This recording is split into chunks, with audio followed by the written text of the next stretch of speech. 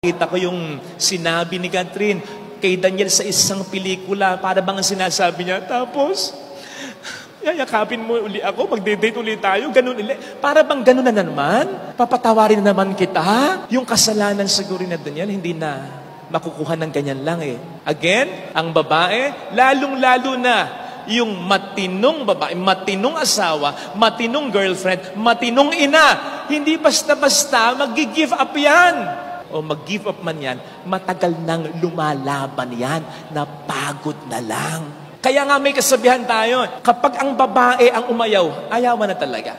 Hindi ibig sabihin ayaw na niya, kundi dahil wala na siyang ibibigay pa kasi inubos mo na. Tandaan natin sa 1 Corinthians 13, ha? Ang unang definisyon ng pagmamahal ay, love is patience. Ang pagmamahal mapagpasensya. So pag inubos mo yung pasensya, inubos